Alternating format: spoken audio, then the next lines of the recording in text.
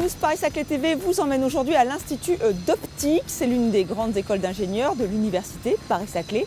Et c'est ici que s'est déroulée la première conférence TEDx Saclay, un projet lancé par une Orcéenne. Notre équipe était sur place. Le laser Apollon, il porte bien son nom, celui du dieu grec de la lumière. Ce sera le laser le plus puissant au monde. Il se construit ici sur votre territoire, dans les sous-sols du CEA, le commissariat à l'énergie atomique. Nous allons tout vous dévoiler. Notre rubrique décryptage, on s'intéresse aujourd'hui à la technologie BIM. C'est une petite révolution pour la conception des bâtiments, mais aussi des réseaux. Et enfin, avant de revenir sur tous les événements à venir dans les semaines qui viennent, dans notre agenda, nous allons vous faire revivre le Festival 51. C'était la première édition de ce festival de documentaire qui s'est déroulé à Saint-Quentin en Yvelines. COP 21 oblige, le thème retenu cette année, c'était l'environnement. C'était donc la première conférence TEDx Saclay. Elle a eu lieu juste derrière moi, dans les locaux de l'Institut d'Optique, l'une des grandes écoles d'ingénieurs de l'université Paris-Saclay. Et c'est une Orcéenne qui s'est lancée dans cette aventure. Son nom, Assia Van Gisel. Elle a réuni autour d'elle tous les acteurs du plateau sur un thème fort, les lumières. Notre équipe était présente à cette conférence inédite.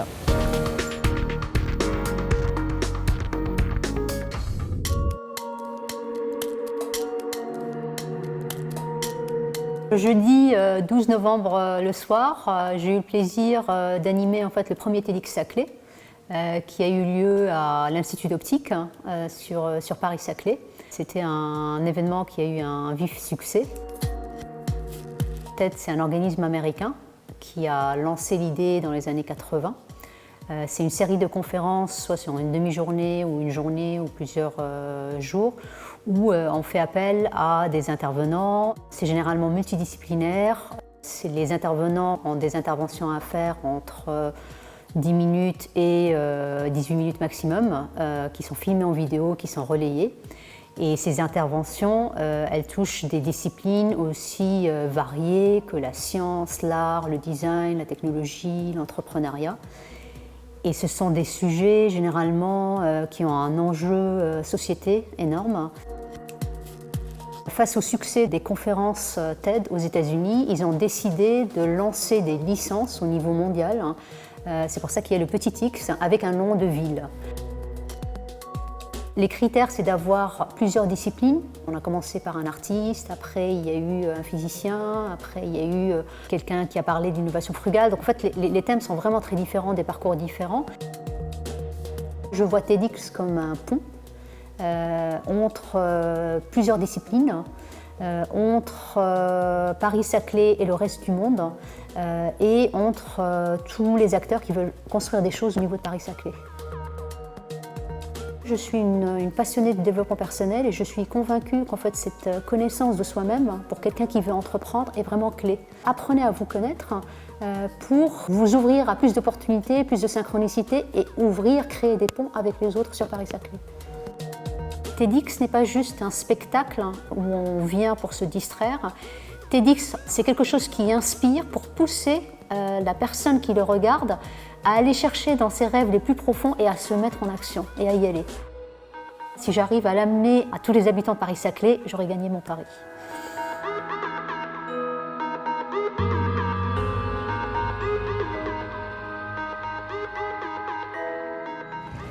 Il porte bien son nom, celui du dieu grec de la lumière. Le laser Apollon sera le plus puissant au monde. Il se construit sur ce site, sur le plateau de Saclay, dans les sous-sols du CEA, le commissariat à l'énergie atomique. Ce projet emblématique de l'université Paris-Saclay réunit 12 laboratoires de pointe. Nous avons rencontré le directeur du projet, François Minarov, mais aussi Pascal Monod, chercheur du CEA Saclay.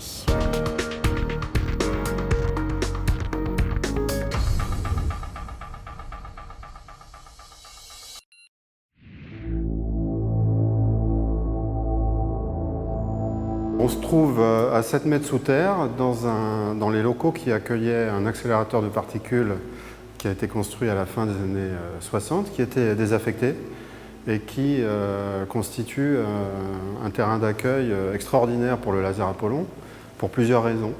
La première, c'est que la dalle possède une stabilité absolument incroyable, elle fait 2 mètres d'épaisseur, et donc elle permet au faisceau laser de se propager sur des centaines de mètres tout en conservant une précision de pointée de l'ordre du micron dans les salles expérimentales.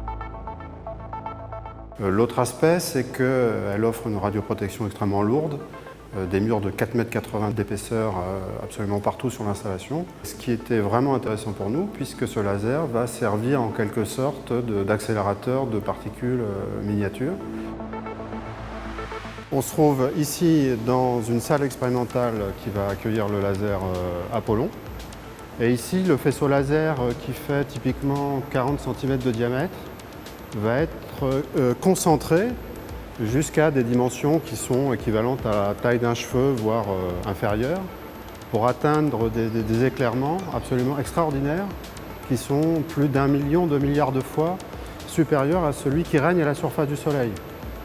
Dans ces conditions, ici on va étudier comment la matière réagit lorsqu'elle est illuminée de façon aussi intense. Apollon pour moi est à la fois un projet phare de l'Université Paris-Saclay, mais aussi un symbole de l'Université Paris-Saclay, parce qu'il réunit dès le départ 11 laboratoires du plateau de Saclay, avec un ensemble de tutelles assez large, et qui est soutenu par un grand nombre de financements à la fois locaux, nationaux et européens. L'objectif étant à la fois de construire une nouvelle installation à l'usage d'une large communauté et aussi de développer des thèmes de recherche vraiment à la pointe des connaissances actuelles. Depuis le printemps, le laser est en cours de construction dans les salles dédiées au laser. Cette construction va se poursuivre dans l'année qui vient et les premiers tirs laser sont attendus pour 2017, date à laquelle l'installation commencera à accueillir des chercheurs du monde entier. Et bim, gros plan sur cette technologie qui révolutionne la façon dont les bâtiments, les infrastructures et les réseaux techniques sont planifiés, conçus, créés et gérés. Bim, cela signifie modélisation des données des bâtiments. Mais comment ça marche? C'est notre rubrique décryptage.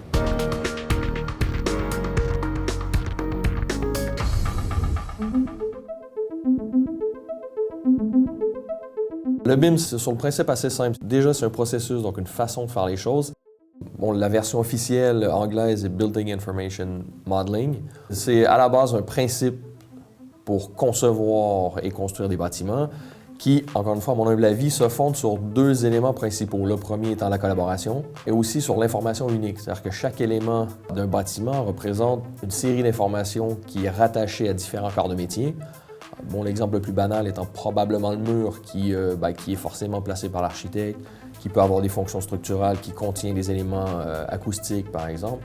Donc, le même élément du bâtiment requiert l'import d'informations de différentes parties, ce qui fait que c'est un processus très collaboratif, ce qu'on n'avait pas au préalable. Avant, on avait un peu tout le monde qui dessinait dans son coin, qui faisait leur plan, et puis on essayait d'amalgamer tout ça à la fin.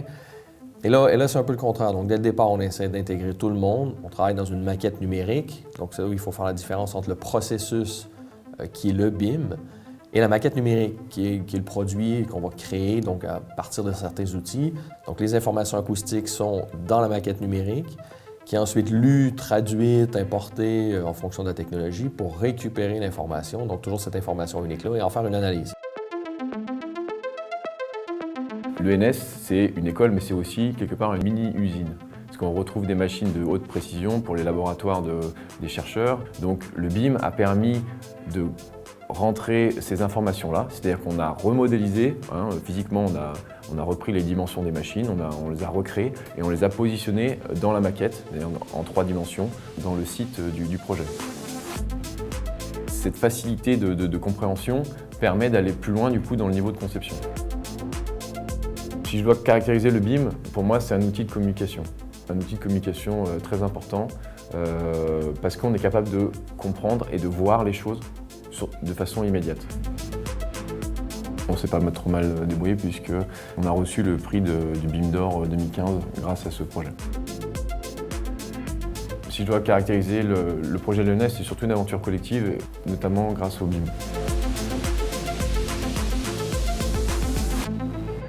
Du cinéma à présent avec la première édition du Festival 51, un nom en forme de clin d'œil. Ce festival international du documentaire s'est déroulé à Saint-Quentin en Yvelines.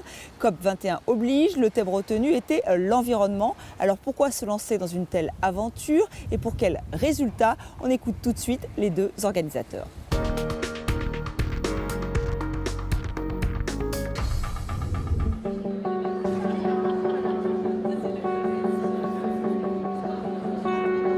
L'origine de ce festival, c'est Thierry, qui un jour, on déjeunait ensemble, m'a dit « Est-ce que tu es prêt pour faire un festival ?»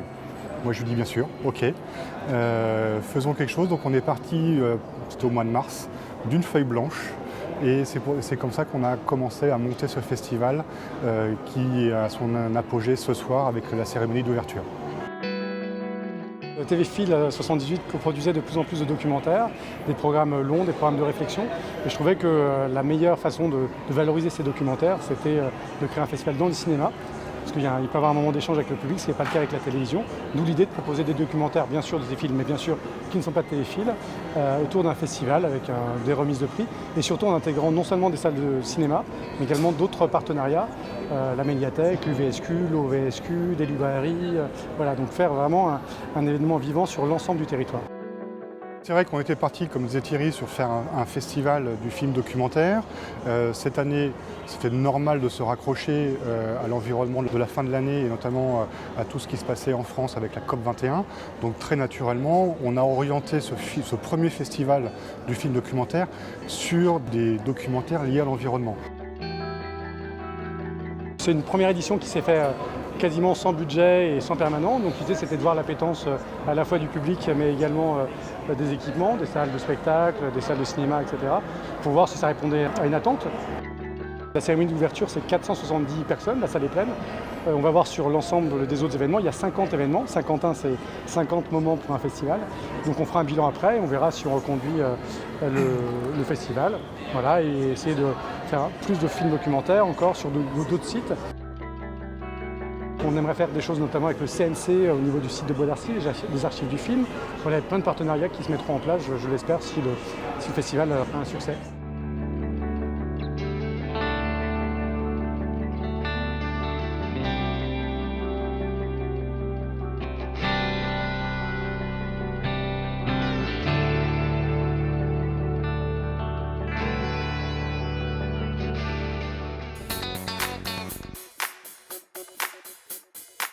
Une manifestation organisée dans le cadre de la COP21. Le PPS participe à cette grande conférence sur le climat et présentera le réseau de chaleur et de froid.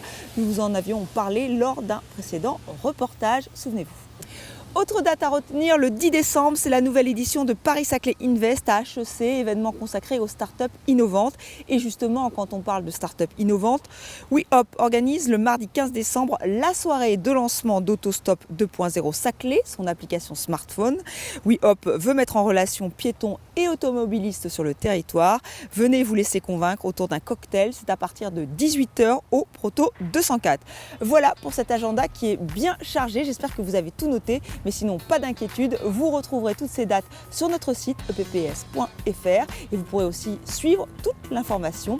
Voilà, c'est la fin de cette émission. Merci à vous de l'avoir suivi. On se retrouve très vite.